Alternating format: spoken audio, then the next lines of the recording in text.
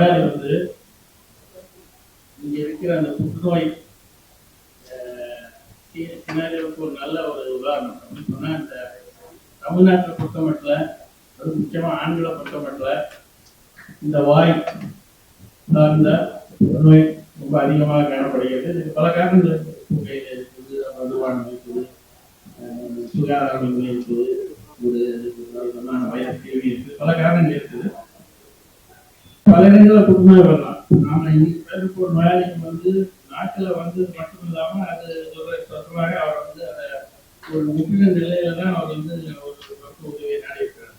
ஆரம்ப கட்டத்திலேயே வந்திருந்தா இன்னும் சுலபமாக அவருக்கு சிகிச்சை அளிக்கப்பட்டிருக்கலாம். ஆனால் அதை வளர விட்டு ஒரு உதாரணத்துக்கெல்லாம் நாட்டில் இருந்த ஒரு அளவு நம்மளுக்கு தெரியும். அவருடைய கட்டி மட்டுமே நாக்கில் 1.5 இன்ச்சு மேல இருக்குது. என்ன பார்த்தீங்க எவ்வளோ பெரிய கட்டியா இருக்குன்னு. அதனால ஆரம்பத்துல வந்து அது சிகிச்சை அறுவை சிகிச்சை செய்யக்கூடிய நிலையிலே இல்லை. அப்போ ஏற்கனவே சொன்ன மாதிரி இந்த மற்ற ஸ்பெஷாலிட்டிலாம் வந்து எப்படின்னா, நீங்க ஒரு கேஸ்ட்ரோஎன்ட்ராலஜிஸ்டோ ஒரு கார்டியாலஜிஸ்டோ போனீங்கன்னா அவருக்கு ஒரு தனிநபராகவே ஒரு நோயாளியை ட்ரீட் பண்ண முடியும். அதனால புற்றுநோய் அப்படி கிடையாது. ஒவ்வொரு நோயாளிக்கும் பல விதமான ஒரு ஸ்பெஷாலிட்டியிலேருந்து மருத்துவர்கள் தேவைப்படுகிறார்கள். இந்த நோயாளி அதுக்கு சிறந்த உதாரணம். இப்போ மருத்துவ உதவி அவருக்கு தேவைப்பட்டிருக்குது, அறுவை சிகிச்சை தேவைப்பட்டிருக்குது, கதிர்வீச்சு தேவைப்பட்டிருக்குது. அறுவை சிகிச்சையிலேயே வந்து புற்றுநோய் அறுவை சிகிச்சை நிபுணர், இந்த பிளாஸ்டிக் சொல்றது கூட எல்லாம் தேவைப்பட்டிருக்கு. இது வந்து படிப்படியா ஒவ்வொரு பேஷண்ட்டுக்கு சார்ந்த மாதிரி இந்த பேஷண்ட்டை பொறுத்தவரைக்கும் ஆரம்பத்தில் ரொம்ப முக்கியம் இருந்ததுனால மருத்துவ ரீதியா அவருக்கு சிகிச்சை அளித்து அந்த கட்டியுடைய அளவு குறைச்சு அதுக்கு மேல அறுவை சிகிச்சை செய்யற ஒரு நிலைமை உருவாக்கி அறுவை சிகிச்சை செய்து அதற்கு பிற்பாடு கதிர்வீச்சு கொடுத்து இந்த நோயினாலையும் இந்த பல சிகிச்சை அளித்ததுனால அவருக்கு வந்து பேச்சு திறமையில் கட்டுப்பாடு இருந்தது, உணவு உட்பதில் கட்டுப்பாடு, இதெல்லாம் கூட சரி செய்து அதற்குண்டான சிகிச்சை அளித்து இன்றைக்கு அவர் ஒரு நல்ல நிலையில் இருக்கிறார் என்றால் இந்த அளவுக்கு ஒரு மல்டி டிசிப்ளினரி எப்படி சொன்ன மாதிரி எல்லாருடைய உழைப்பும் ஒத்துழைப்பும் ஒரு நோயாளி மீது ஒரு சரியான விதத்தில் ஒருவருக்கொருவர் நாங்கள் பேசிக்கொண்டு இதை எந்த ரீதியில் செய்ய வேண்டும் என்று தீர்மானித்து செய்ததனால் இன்று அவர் ஆரோக்கியமாக இருக்கிறார் என்பதை ஒரு எடுத்துக்காட்டாக தான் சொல்கிறோம். ஏன்னா இந்த மாதிரியான ஒரு நோயாளி ஒரு 15-20 முன்னாடி வந்தால் இப்பொழுது செய்ய முடியாது என்று சொல்லியிருப்பார்கள்.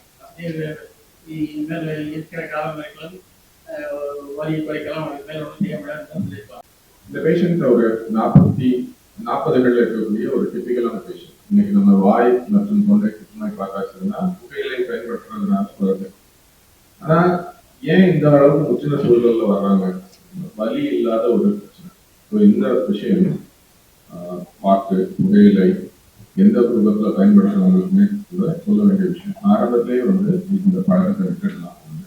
இல்லையானால் அட்லீஸ்ட் மருத்துவ சிகிச்சை அப்பப்போ செக்அப்ஸ் வந்து அவங்க பண்ணிட்டு இருக்கணும். ரொம்ப சந்தேகத்தோடவே இது பார்க்கணும். வாய் என்பது வந்து ரொம்ப காம்ப்ளெக்ஸ் ரீஜன் கிடையாது. டெய்லி பல்ஸ் பார்க்கும்போது எல்லாருக்குமே அணுகக்கூடிய விஷயம். வாயை திறந்தா உள்ள பார்க்கணும். அவங்களே கண்ணாடியில் பார்க்க முடியும் பேஷண்ட்ஸ் பொறுத்த வரைக்கும். ஸோ ஏன் இந்த மாதிரி ஒரு மூன்றாவது காமனான புற்றுநோய் அந்த ஆண்களில் புற்றுநோய் இருக்கிறது ஒரு முக்கியமான காரணமாக வாய் புற்றுநோய்.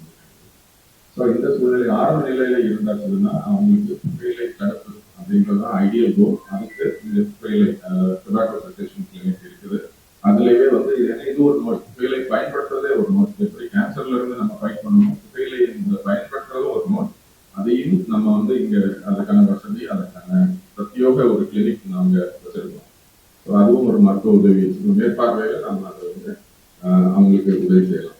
அடுத்தது ஆரம்ப நிலையில வந்தாச்சுன்னா தழும்பு இல்லாம ஒரு ஸ்டிக்மா ஒரு புற்றுநோய் அப்படின்னு சொன்னாலே அதுல இருந்து மீண்ட வெளியே வந்தாலுமே கூட ஒரு சமூகம் அவங்களை எப்படி வந்து பார்க்கும் அப்படின்றது, எப்படி அவங்க பேக் ஒரு பயனுள்ள நண்பராக அவங்க ஃபேமிலிக்கும் சரி யாருக்கும் ஒரு பாரமா இல்லாம மீனிங்ஃபுல்லா அவங்க கான்ட்ரிபியூட் பண்ற லெவலுக்கு வரும். இந்த பேஷண்ட்டை நம்ம ரிலீஸ் பண்ற லெவலுக்கு இருக்கிற காரணம் அதுதான். நாக்கு பொறுத்ததுன்னா என்ன ஆகும்? பேச்சே இருக்காது, மூச்சு இருக்காது, ஒரு ஃபியூஸ் வச்சிருப்பாங்க, சாப்பிட்டு கொடுக்குறாங்க. அப்படியெல்லாம் இல்லாமல் அவரை வந்து மீனிங்ஃபுல்லா கம்யூனிகேட் பண்ணக்கூடிய அளவுக்கு அவரை வந்து மீட்டு வந்திருக்கிறார். நாக்கு இல்லாத பொழுதும் கூட அறுவை சிகிச்சை மூலமாக அவரால் பேச முடிகிறது என்பதுதான் வந்து இதுல நம்ம ஹைலைட் பண்ண வேண்டிய விஷயம். இதுல சம்பந்தப்பட்ட அத்தனை அத்தனை மருத்துவ நிபுணர்களுடைய பங்களிப்பும் இதில் இருக்கு. இதாக ஈவன் பிரச்சனை இல்லாம தழுவில்லாம இன்றைக்கு அதை சரி செய்யலாமா, நவீன ரொபாட்டிக் இல்லை நுண்துளை அறுவை சிகிச்சை மூலமா கழுத்தை கூட தழுவில்லாமல் செய்யலாமா அப்படின்னு இன்றைக்கு யோசிக்கக்கூடிய ஒரு காலகட்டத்தில் இருக்கிறதுனால ஆரம்ப கட்டத்தில் வந்தா தழுவில்லாமல் அறுவை சிகிச்சை செய்யக்கூடிய வசதிகளும் இங்க தனியாக பிரத்யேகமாக இருக்கு. மிக முக்கிய சூழல்ல வந்தாச்சுன்னா மருத்துவ நிபுணர்களோட புற்றுநோயியல் அறுவை கதிரியக்க சிகிச்சை அப்புறம் நியூக்ளியர் மெடிசன் எல்லா ஃபெசிலிட்டிஸும் ஒருங்கே இருக்கக்கூடிய ஒரு மருத்துவ நிலையமா நம்மளுடைய இருக்கு. ஸோ அண்ட் எல்லா டாக்டர்ஸும் ஒன்றோட ஒன்று இணைந்து ஒரே யூனிட்டா செயல்படக்கூடிய ஒரு தன்மை வந்து ஒரு தேங்க்யூ பேருக்கு நம்ம சொல்லலாம் எல்லா ஃபெசிலிட்டிஸும் இருக்குது அப்படின்னு. ஆனா அதை தாண்டி அது உண்மையிலே எல்லாமே இருக்கு, ஒரு யுனைட்டடா இருக்குது அப்படின்றது இந்த பேஷண்ட்டோட நிறைய ஹாஸ்பிட்டல் போயிட்டாரு. அவர் பெங்களூர்ல நிறைய ஹாஸ்பிட்டல் போயிருக்காரு, சென்னையிலையும் ஒரு 2-3 இடத்துக்கு போயிட்டு முடியாது, நீங்க ஜஸ்ட் ஒரு கீமோ மட்டும் எடுத்துக்கோங்க அப்படின்னு சொல்லி தான் சார் காமிச்சிருக்காரு. சார் பார்த்துட்டு அப்புறமா எனக்கு காமிச்சாரு. ஸோ அது பேஷண்ட் வந்து நம்ம ஒரு டாக்டர் பேஷண்ட் ரிலேஷன்ஷிப் ட்ரஸ்ட் ஒன்று வேணும். நம்ம ஒரு பேஷண்ட்டுக்கு சொல்றோம் அப்படின்னா அந்த பேஷண்ட் முழுமையாக ஏற்றுக்காரு. நீங்க ஃபர்ஸ்ட் கீமோ பண்ணணும், அடுத்தது ஆப்ரேஷன் பண்ணணும், அதுக்கப்புறம் ரேடியேஷன் பண்ணணும், பிளாஸ்டிக் சர்ஜரி நடக்கும், இப்படிலாம் நம்ம சொன்னோம்னா பேஷண்ட் இவ்வளோ பண்ணணுமா, இதெல்லாம் நம்மளால முடியுமா, அது பண்ணணுமா அப்படின்னு ஒரு சந்தேகம் வரும். ஆனால் அந்த பேஷண்ட் வந்து ட்ரஸ்டட் ஆன் அஸ், ஃபர்ஸ்ட் அந்த நம்பிக்கை நம்ம சார் நீங்க பண்ணுங்க சார், பிரச்சனை இல்லை சார், நான் அது ஒத்துழைக்கிறேன். இதுதான் ஒரு கேன்சர் பேஷண்ட் பண்ண வேண்டிய ஒரு விஷயம். ஒரு டாக்டர் கிட்ட நீங்க ஒரு கேன்சர் பேஷண்ட் போறாங்கன்னா டாக்டர் என்ன சொல்றாரோ அதை நம்ம முழுமையாக ஏத்துட்டு நம்ம பண்ணா நல்லது. ஆக்சுவலா ஒரு சொன்ன மாதிரி 30-40 இயர்ஸ்ல தான் உங்க லைஃபே சம்டைம்ஸ் ஸ்டார்ட் ஆகும். அவருக்கு 2 பசங்க இருக்காங்க சார், 5 வயசு ஒரு பொண்ணு, 2 வயசு ஒரு பையன் இருக்காங்க சார், என்ன சார் பண்றது அப்படி ரொம்ப இவர் எமோஷனலி வெரி இது. அந்த பாத்தீங்கன்னா ஸ்கேன்ல வந்து ஃபர்ஸ்ட் பார்த்த உடனே உங்களுக்கு வந்து என்ன பண்றதே தெரியல, இவ்வளவு பெருசா இருக்கு, எப்படி எடுக்க முடியும் அப்படின்னு தான் தோணும். இந்த டாக்டர் பார்த்தாலுமே வந்து ரொம்ப ரேர்லி கன்செப்ட், பிகாஸ் இந்த ஹைராய்ட் போன வரைக்கும் அந்த ரீச் ஆயிடுச்சு, தொண்டைக்குழி வரைக்கும், நாக்கு கேன்சர் கீழ் வரைக்கும் போயிடுச்சு அப்படின்னாலே ரொம்ப அட்வான்ஸ் ஸ்டேஜ் அப்படின்னு சொல்லுவோம். அது வந்து பேஷண்ட்டை காப்பாத்துறது பிளஸ் மைனஸ் தான், கஷ்டம் அப்படின்னு சொல்லுவோம். பட் பேஷண்டோட ஒத்துழைப்பு இருந்தது, ஃபேமிலியோட ஒத்துழைப்பு ரொம்ப இருந்தது. அவங்க வந்து நம்ம டாக்டர் சொல்றதை கேட்டாங்க, கீமோ முடிச்சுட்டு வாங்க நம்ம பார்க்கலாம்னு சொல்லும்போது சரி சார் கீமோ எடுத்துக்கிறேன் அப்படின்னு சொல்லிட்டு அவங்க அதை கரெக்டா ஃபாலோ பண்ணாங்க. இவருக்கு நாக்கு மட்டும் எடுக்கல, நாக்கு எடுத்துட்டோம், ஃப்ளோர் ஆஃப் தி மவுத் அப்படின்னு சொல்லுவோம். ஃப்ளோர் ஆஃப் தி மவுத் கம்ப்ளீட்டா எடுத்தாச்சு. அதுக்கப்புறம் அதுக்கு கீழே ஒரு எலும்பு இருக்கும், அதுதான் வந்து தொண்டையையும் வாயும் இணைக்கிற எலும்பு, ஹைராய்ட் போன்னு சொல்லுவோம், அதையுமே எடுத்தாச்சு. ஸோ பேஷண்ட்டுக்கு வந்து நம்ம என்ன சொன்னோம்னா நீங்க வந்துட்டு ஒரு 6 மாசத்துக்காவது குறைஞ்சது உங்களுக்கு வந்து வயிற்றுல ஒரு டியூப் போடும், அது வழியா தான் உணவு எடுத்துக்க முடியும் அப்படின்னு சொல்லியிருந்தோம். வயிற்றுல டியூப்பும் போட்டோம், அது வழியா உணவு கொடுத்தோம். அப்புறம் தொண்டையில ஒரு டியூப் ட்ரெக்கோஸ்டமின்னு சொல்றோம். ஏன்னா 3 நாக்கு எடுத்ததுக்கு அப்புறம் மூச்சு விடுறது கொஞ்சம் கஷ்டமா இருக்கும், பேஷண்ட் ட்ரெக்கோஸ்டமி போட்டோம். அதுவும் நான் வந்து என்ன சொல்லியிருந்தேன்னா ஒரு 2 months வரைக்கும் உங்களுக்கு ட்ரெக்கோஸ்டமி டியூப் இருக்கும் மினிமம் அப்படின்னு சொல்லியிருந்தோம். பட் பேஷண்டோட கான்ஃபிடன்ஸ் அண்ட் ட்ரஸ்ட் அது ஹெல்ப். நாங்கள் இந்த ட்ரெக்கோஸ்டமி டியூபை 8th டே எடுத்தாச்சு, 8வது நாளே எடுத்துட்டோம். இந்த வயிற்றுல இருக்கிற டியூபை 2 மாசத்துல எடுத்தாச்சு. இந்த பேஷண்ட் வந்து ஃபுல் அண்ட் ஃபுல் வாய் வழியா சாப்பிட்றாரு, ஃபுல் அண்ட் ஃபுல் எந்த ஒரு இதுவுமே கிடையாது. நல்லா புரிஞ்சுக்கிற அளவுக்கு பேச ஆரம்பிச்சிட்டாரு, நாக்கு இல்லை ஆனா புரிஞ்சுக்கிற அளவுக்கு பேச ஆரம்பிச்சிட்டாரு. இந்த மாதிரி சர்ஜரி வந்து ஒரு ஸ்பெஷாலிட்டியால பண்ண முடியுமா அப்படின்னு பண்ண முடியாது. ஃபர்ஸ்ட் கீமோ கொடுத்து நம்ம குறைச்சது, அது பெஸ்ட் இது வேலையை செஞ்சது டாக்டர் ராஜா சார், அவருக்கு என்னோட நன்றி. அதுக்கப்புறம் நம்ம சர்ஜரி பண்ணோம். சர்ஜரி பண்றது பெருசு கிடையாது, இன்னைக்கு நான் சொல்றேன் சர்ஜரி பண்றது பெருசு கிடையாது. நாங்க ஃபுல்லா அந்த கேன்சர் எடுத்து அதுக்கப்புறம் வந்து பிளாஸ்டிக் சர்ஜரி வருது. பிளாஸ்டிக் சர்ஜரினா ப்ரீ கிளாப்ஸ் சொல்றோம். இப்போ உடம்புல இருந்து ஒரு பார்ட்டை எடுத்து நியோ டங், புது டங் மாதிரி அந்த இடத்துல வச்சு ப்ராப்பரா அந்த ஷேப் கொண்டு வந்து அதை வச்சு அதுக்கப்புறம் அதுக்கு ஒரு வடிவம் கொடுக்கணும். ஒரு பார்ட்டை ஃபுல்லா எடுத்து ரீகன்ஸ்ட்ரக்ட் பண்றது ரொம்ப கஷ்டம், எடுக்கிறது ரொம்ப ஈஸி. ரீகன்ஸ்ட்ரக்ட் பண்ணது doctor Sivakumar plastic surgeon is best work பண்ணியிருக்காங்க இந்த பேஷண்ட்.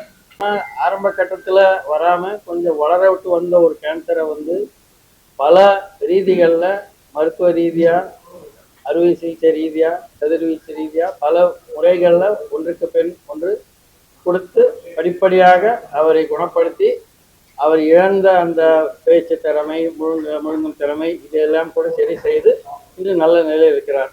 இதுதான் அவருடைய இந்த 6லிருந்து ஒரு 8 மாதம் உள்ள பயணம்.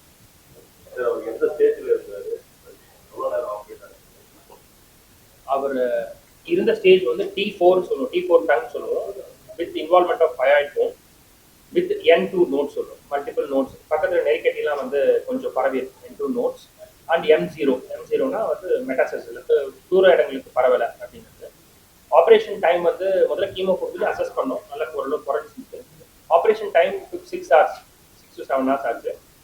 ஸோ ஃபர்ஸ்ட் 3 hours வந்து அப்ளேட்டிவ் சர்ஜரி அப்படின்னு சொல்லுவோம், அதாவது முழு நாக்கிங் எடுக்கிறது, ப்ளஸ் அந்த ஃப்ளோர் ஆஃப் தி மவுத் நாக்கு கீழே இருக்கிற தசைகள் எல்லாத்தையும் எடுக்கிறது, ப்ளஸ் அது கீழே போயிட்டு ஹயாய்ட் போன் ஒன்று அதையும் எடுக்கணும், தொண்டைக்கு மேலே இருக்கிற ஒரு எலும்பு ஹயாய்ட் போன் அதையும் எடுக்கணும், ப்ளஸ் லிம்ப் நோட் டிசெக்ஷன் சொல்லுவோம், பைலேட்டல் ரெண்டு பக்கம் ஒரு ஃபுல் நாக் இன்வால்வ் ஆகுது, ரெண்டு பக்கம் இருக்கிற கழுத்தில் இருக்கிற ரெண்டு பக்கம் இருக்கிற நெறிக்கட்டியும் வந்து நம்ம ஃபுல்லாக எடுக்கணும், லெவல் 1 to 5 ஃபுல்லாக எடுத்தாச்சு. எடுத்ததுக்கப்புறம் அது ஒரு 3-3.5 மணி நேரம் ஆச்சு. அதுக்கப்புறம் ஒரு 3 மணி நேரம் வந்து பிளாஸ்டிக் சர்ஜரி. பிளாஸ்டிக் சர்ஜரி அப்படின்னா அவருடைய தொடையிலேருந்தே ஒரு சதையை எடுத்து அதை நாக்கு மாதிரி வந்து ஃபார்ம் பண்ணி அதை அந்த இடத்துல வச்சு தைச்சிட்டு அந்த சதைக்கான ரத்த பிளட் சப்ளை வந்து கழுத்துல இருக்கிற ஒரு பிளட்லேருந்து ஒரு வெசல்லேருந்து எடுத்து அதை ஜாயின் பண்ணுறது தான் பிளாஸ்டிக் சர்ஜரி. ஸோ அது தட் டுக் 3.5 hours. அப்புறம் ட்ரக்கியோஸ்டமின்னு சொல்லுவோம், இந்த பேஷண்ட்டுக்கு ட்ரக்கியோஸ்டமி பெக் டியூப்னு சொல்லுவோம். பெக் டியூப்னா வயிற்றுல ஒரு ஓட்டை போட்டு அது வழியாக டியூப்ல போட்டு, ஏன்னா சாப்பிட முடியாது பேஷண்டோட ஆப்ரேஷன் பண்ண உடனே, ஸோ அந்த டியூப் போட்டு அது வழி ஆகாரம் கொடுத்துட்டு மூச்சு விடுறதுக்கு பேஷண்ட் மூச்சு விடுறதுக்கு ட்ரக்கியோஸ்டமின்னு சொல்லுவோம், மூச்சு விடுறது அதையும் போட்டு அப்புறம் ஐசியூல இருந்தார் 2 days. Third day we do transfer to ward and by 10th day he got discharged. 10th 11th day he got discharged and by 3 months he is into his normal work now after radiation everything. And last follow up 10 days munadi is fine, disease free, he is able to talk, he is able to eat by his own mouth and is able to swallow everything. So this is the course of a patient. நான் இன்னும் இதுவா சொல்லணும்னா, ஒரு காம்ப்ளிகேட்டடான ஒரு விஷயத்தை describe பண்றதுக்கு it is not rocket science அப்படின்னு சொல்லுவாங்க. ஒவ்வொரு பேஷண்ட்டும் ஒரு பிரச்சனையோட வரக்கூடிய ஒரு பேஷண்ட் என்பது ஒரு ஒரு பசில்.